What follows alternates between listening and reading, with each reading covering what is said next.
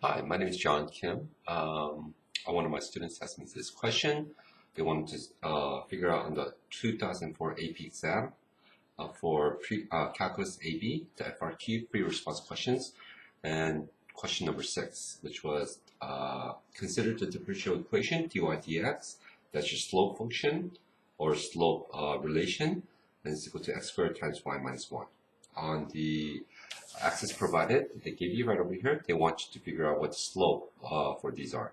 At first, when I tried to do this, it was really difficult because of the fact that figure out x, y coordinates. So you want to systematically make these out. And this is the best way to systematically make these information out. So what you want to do is you want to draw your axis first. Your axis is going to be -1, 0, -1, 1, -1, 2, -1, 3. So just put x, y, and y prime. -1, -1, -1, -1. And then 0, 0, 0, 0. And then 1, 1, 1, 1. It's going to go down just a little bit more. Your y value is going to be -1, 0, -1, 1, -1, 2, -1, 3. 0, 1, 2, 3, 0, 1, 2, 3. Okay? And then from here, just plug it in. When x is -1, when you notice that when you square it, it becomes 1, so it doesn't really matter, 1 times something. Plug in 0 for y right there, and it's going to be -1. And then plug in 1, 1 minus 1 is 0, 0 times 1 is 0. 2, 2 minus 1 is 2. I'm sorry, 2 minus 1 is 1, and then 3 minus 1 is 2. Plug in 0, you get 0 times anything is 0, of course. This is pretty important later on, okay? And then your last one is going to be at what x equals 1, right over here. When you square it, it becomes 1. So when you plug in y equals 0, 0 minus 1 is -1, 0, 1, and 2 again. Okay, so let's look at this. At -1, comma 0, -1, comma 0, the slope is going to be -1. Remember, the slope, that's the slope of -1, is -45 degrees. And then the slope is going to be 0, and the slope is going to be 1, and the slope is going to be 2. Remember, these are your slopes right here, okay? That's your y prime. At 0, values for x, your slope is always going to be 0. And the slope is 0. At x equals 1, the slope is going to be -1, and then 0, and then +1. That's a 45-degree line, and slope is 2, it's going to be a little bit more over 45-degree line. So that's part A. It's done for you, okay? Part B is a little bit tricky. Let me see how tricky it was. Yeah, it was a little bit tricky. It says, while the slope field in part A is drawn with only 12 points, is defined at every point in the xy plane. Describe all points in the xy plane for which the slopes are positive. When they say the slopes are positive, what does the word positive mean? Means it's going to be greater than 0, right? So the slope here has to be greater than 0. X squared times quantity y minus 1, that inequality has to be greater than 0. Of course, x cannot equal 0. That's one of the restrictions. If x was 0, 0 times anything, 0 product property, zip it out, you get 0, and therefore x cannot equal 0. So for x being positive or negative, if you square it, it always becomes positive right here. So you're looking at this portion right here. Y minus 1 has to be greater than 0, which means that y has to be greater than 1. So those are your two answers. Describe all points in the plane. Y has to be greater than 1, and x cannot equal 0. So let's actually look at it, see if that makes sense or not. When x is equal to 0, notice that the slope is 0. When it's positive, it's not positive for any values of x when it's 0.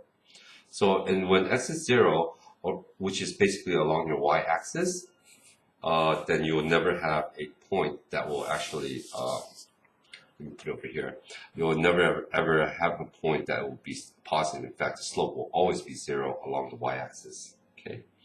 And when y is greater than 1, when the y value is greater than 1, which is above here, anywhere above, notice that these slopes are always positive, okay, and below is always negative. So slopes are negative below and positive above.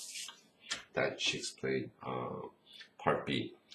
Part C says find a particular solution of the given function at f of 0 equals 3. That means at x equals 0, my y value is good 3. That's your initial condition. And let's see how I have to solve this problem out. They give you the slope dy dx is equal to x squared times y minus 1. If I move the dx to the left side and divide it by y minus 1, I get dy over y minus 1 is equal to x squared dx. I want to make sure that you understand how to do this. I divide it by y minus 1, and then I move the dx to the right side of the equation. So I did two in one step. Next thing you know, that you should be familiar with doing is you're going to take the integral of the left side and the right side of that equation. We know that the integral of 1 over some function is equal to the natural log. Make sure you get that down. So the natural log of y minus 1 in absolute value is equal to the derivative of that. It's, I'm sorry, not the derivative, the integral of that function right there. It's going to be, we add a 1 multiplied by the reciprocal, 1/3 x cubed plus a constant c. And how do we get rid of the natural log? We exponentialize it right over here, okay? And that should cancel with that natural log because they are inverse operations, guys. You should have that by now. So let's go to the next page. So we have y minus 1 is equal to e to the 1/3 x cubed plus c. This is the same thing as e to the c times e to the 1/3 x cubed. If that's fair, because if the base is the same and you're multiplying, we always add the exponent, which becomes this right here. E to the constant is another constant c. So let's call it C1 this time. We don't know what that C1 is, but we do have to figure out what the constant is. So y minus 1 is equal to some constant times e to the 1/3 x cubed. And the initial condition that they give you was 0, 3, right? At x equals 0, my y value is going to be 3. So 3 minus 1 is equal to C1 times e to the 1/3 times 0 is going to be e to the 0. E to the 0 is equal to 1. So 2 is equal to constant 1. So we found out what the constant was. So therefore, my equation is going to be y minus 1 is equal to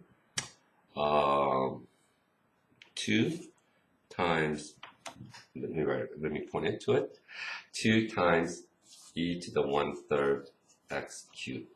And so the function y is equal to, remove the 1 over, 1 plus 2 e to the 1/3 x cubed. So let's see if that makes sense or not. Yeah.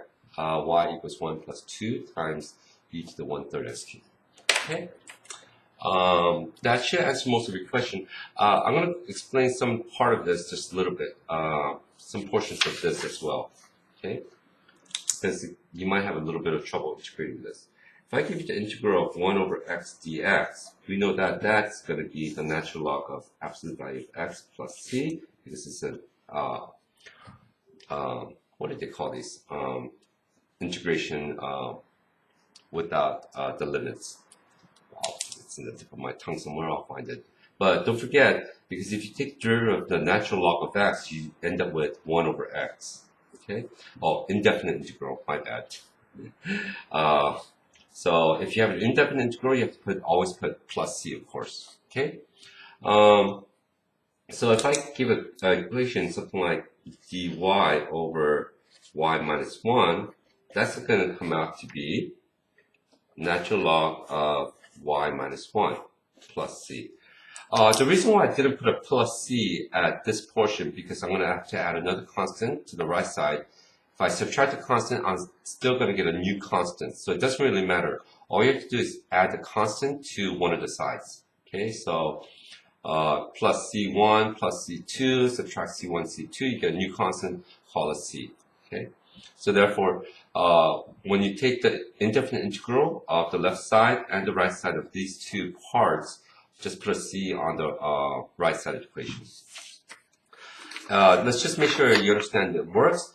When we take the derivative of the natural log, it becomes 1 over that, right over here, right? And then, of course, times dy, and the constant goes away because derivative of a constant is 0, okay? Plus c. So that's one of the parts that you should be familiar with. The second thing that students might have trouble with is this portion right up here.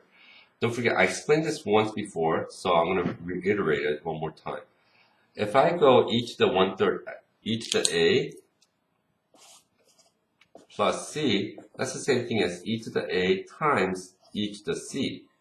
Because when you're multiplying and the base is the same, we always add the exponents. So since we're adding the exponent, we could actually break it up into two factors. E to the constant, which is a new constant, times e to the 1/3 x cubed. Okay? So those are two of the parts that FYI right here for your information only. These are the two parts that you might have a little bit of trouble with. I'm sure you've done some of these problems before with exponential growth and decay as well. So that's your solution. Let me see if I can see other parts. I think that's it. Let me check my answer. Yeah, y equals 1 plus 2 e to the 1/3 x cubed. Good luck on your AP exams. Take care and be good.